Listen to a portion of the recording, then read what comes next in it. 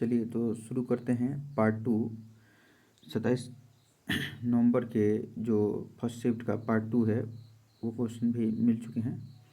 देखिए, पहला क्वेश्चन है, उल्लास योजना के तहत पूर्ण साक्षरता दर हासिल करने वाला तीसरा भारतीय राज्य कौन सा है? तो उल्लास कार्यक्रम नई शिक्षा नीति 2020 के तहत चलाया गया है, जिसके तहत पूर्ण साक्षरता का लक्ष्य रखा गया है। तो जो पूर्ण साक्षर राज्यों की श्रेणी में तीसरे नंबर आता है वो त्रिपुरा है। अगर पहला पूछता तो पहला होगा मिजोरम 100% साक्षरता वाला। ठीक, इसमें तीसरा पूछा है तो तीसरा हो जाएगा त्रिपुरा। ठीक, अगर चौथा पूछे तो चौथा हो जाएगा हिमाचल प्रदेश। ठीक, अगर यूटी में पूछता कि पहला पूर्ण साक्षर केंद्र शासित प्रदेश तो उसका आंसर होगा लद्दाख। ठीक है, अब अगला क्वेश्चन है कि टेस्ट क्रिकेट ए हिस्ट्री पुस्तक के लेखक कौन हैं? तो टेस्ट क्रिकेट ए हिस्ट्री पुस्तक के लेखक हैं टिम विगमोर और फ्रेडरिक वाइल्ड। आगे भी ऐसे ही डिस्कशन के लिए बाकी सभी क्वेश्चन का पूरा ग्रुप डी के डिस्कशन के लिए चैनल को सब्सक्राइब करें, लाइक करें, ताकि आगे भी हम क्वेश्चन डालते रहें बाकी सभी शिफ्टों का। अगला क्वेश्चन है, शैवाल में यदि अधिक मात्रा में पोषक तत्व जैसे शैवाल में अधिक मात्रा में पोषक तत्व पाए जाते हैं नाइट्रोजन और फास्फोरस। ठीक, कि शैवाल में अत्यधिक मात्रा में पोषक तत्व तथा जल मिलाया जाए तो मुख्य रूप से कौन सी क्रिया होती है? तो यदि शैवाल में अत्यधिक मात्रा में पोषक तत्व जो कि नाइट्रोजन है, फास्फोरस है, इन सबको अत्यधिक मात्रा में मिलाया जाए, ठीक, तो जो क्रिया होगी उसे बोला जाएगा यूटोफिकेशन। ठीक, या शैवाल प्रस्फुटन। नेफ्थलीन के जलने पर कौन से रंग की ज्वाला उत्पन्न होती है? केमिस्ट्री का क्वेश्चन है। नेफ्थलीन जिसका सामान्य सूत्र C10H8 होता है, इसके जलने पर पीली धुआंधार ज्वाला उत्पन्न होती है। नेफ्थलीन में क्या होता है कि ये अपूर्ण दहन होता है, पूर्ण दहन नहीं हो पाता क्योंकि इसमें कार्बन की मात्रा अधिक होती है। ठीक, कार्बन की जिस चीज़ में मात्रा अधिक होगी तो वो अपूर्ण दहन होगा, पूर्ण दहन नहीं हो पाएगा। अपूर्ण दहन के कारण इसमें से क्या होता है, तो ज़्यादातर पीली धुआं निकलती है, क्योंकि इसमें ज़्यादातर कार्बन होता है तो पीली धुआं निकलेगी। अगला क्वेश्चन है, महाराष्ट्र का कौन सा शहर सैनिटरी और बायोमेडिकल कचरा प्रबंधन में आदर्श बन गया है? ठीक, तो महाराष्ट्र का एक शहर है जो सैनिटरी पैड और बायोमेडिकल कचरा प्रबंधन में आदर्श ग्राम बन के उभरा है। ठीक, वही पूछा था तो इसका आंसर होगा कराड़ शहर। ठीक, ये अगर पूछे कि किस जिले में है कराड़ शहर, ठीक, यह तो ये होगा सतारा। ये 100% सुरक्षित ढंग से जितने भी ये सभी कचरे हैं सैनिटरी पैड या बायोमेडिकल कचरा उन्हें डिकम्पोज कर देता है। तो इसका सही होगा कौन सा, तो कराड़ शहर। कराड़ शहर कहाँ पड़ता है, तो सतारा जिले में, महाराष्ट्र के। तीसरे बच्चे के लिए मातृत्व अवकाश उपलब्ध होने संबंधी बयान किस न्यायालय द्वारा जारी किया गया है?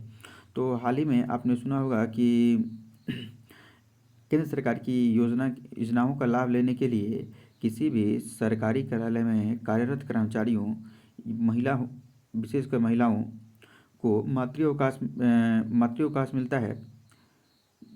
यदि 2 बच्चे होते हैं तो उस पर पहले ये उपलब्ध था, लेकिन एक केस आया तमिलनाडु में जिसमें के उमा देवी थी, उन्होंने केस कर दिया था कि मतलब उनका तीसरा बच्चा होने वाला था तो उन्हें मातृत्व अवकाश नहीं मिल रहा था, जिसके लिए तो ये केस था उमा देवी वर्सेस तमिलनाडु राज्य।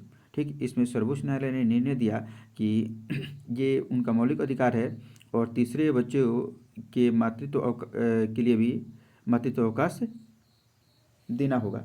तो ये निर्णय है सर्वोच्च न्यायालय का, सुप्रीम कोर्ट। भारत में मौसम पूर्वानुमान मुख्य रूप से किस संस्था द्वारा जारी किया जाता है? तो मौसम की पूर्वानुमान की जानकारी भारतीय मौसम विज्ञान विभाग द्वारा जारी की जाती है। चलिए अब नेक्स्ट देखते हैं। निम्नलिखित में से किस यौगिक में ऑक्सीजन नहीं होता है? तो ऑप्शन था इसमें अल्कोहल, कीटोन, कार्बोक्सिल अम्ल, एल्केन या हाइड्रोकार्बन। तो जो एल्केन होता है इसका फॉर्मूला आप जानते हैं कि इसमें ऑक्सीजन कहीं से उपलब्ध नहीं होता है। बाकी सभी में ऑक्सीजन उपलब्ध होता है, लेकिन एल्केन समूह में क्या ऑक्सीजन नहीं होता है।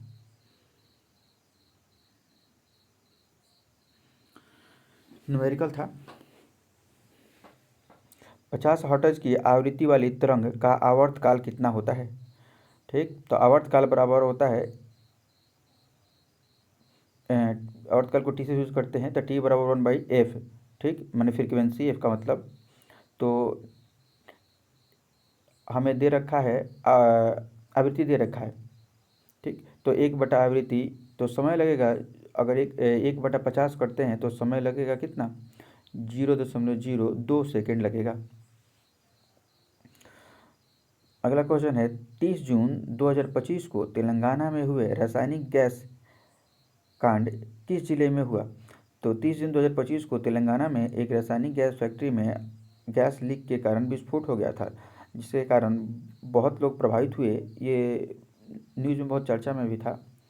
ठीक, तो वो जगह है संगारेड्डी ज़िले। ठीक, संगारेड्डी ज़िले में, संगारेड्डी ज़िले में, याद रखिएगा।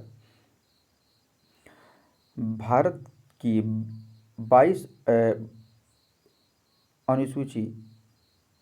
अनुसूचित भाषाओं में, भारत की 22 अनुसूचित भाषाओं में युवा लेखकों को कौन सा पुरस्कार दिया जाता है? ठीक, तो जो भारत की 22 भाषाओं और प्लस जो संविधान की 8वीं अनुसूची में 22 भाषाएँ हैं उनमें तो दी ही जाती है, और साथ ही 2 और भाषाएँ हैं, एक राजस्थानी है और एक इंग्लिश है। अगर इसमें भी कोई व्यक्ति अच्छा लेखन करता है, ठीक, युवाओं को प्रोत्साहित करने के लिए, विशेषकर वैसे युवाओं को जो 35 साल से कम उम्र के हैं, उनके लिए इस पुरस्कार की स्थापना की गई है। ठीक, तो भारत की जो 22 अनुसूचित भाषाओं में युवा लेखकों को पुरस्कार दिया जाता है उसका नाम है युवा साहित्य अकेडमी पुरस्कार। इसके तहत 50,000 रुपये राशि दी जाती है। पौधों में प्रकाश संश्लेषण के लिए कौन सा उत्तक मुख्य रूप से जिम्मेदार है?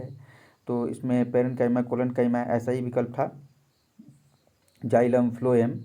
ठीक, तो पेरेन्काइमा जो होगा वही होगा प्रकाश। जैसे आप रिलेट भी कर सकते हैं कि प्रकाश, पौ से प्रकाश और पौ से पेरेन्काइमा। तो जो प्रकाश संश्लेषण के लिए कौन सा उत्तक मुख्य रूप से जिम्मेदार है? तो पेरेन्काइमा। ठीक, पत्तियों में मेसोफिल नामक एक उत्तक उपस्थित होता है जो पेरेन्काइमा में ही पाया जाता है, जो प्रकाश संश्लेषण करने के लिए उन्हें उत्प्रेरित करता है। इसलिए इसका आंसर क्या होगा? पेरेन्काइमा।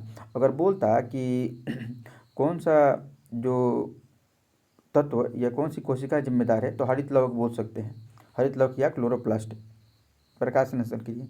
अब अभिक्रियाशीलता जो है उसका क्रम आप लोग याद कर लीजिएगा, क्योंकि यह पिछले एग्जामों में भी बहुत से एग्जामों में पूछा है, जैसे टेक्नीशियन, एएलपी, पहले के ग्रुप डी एग्जाम में भी, और आज भी आया था अभिक्रियाशीलता से क्वेश्चन कि इनमें से कौन से सबसे कम अभिक्रियाशील है। ऐसा ही था कि ऐसा ही कुछ था। तो आप लोग अभिक्रियाशीलता का क्रम याद कर लीजिएगा। अगला क्वेश्चन है कॉपर सल्फेट के जलीय विलयन में जिंक डालने पर उसका रंग क्या होगा? कॉपर सल्फेट के जलीय विलयन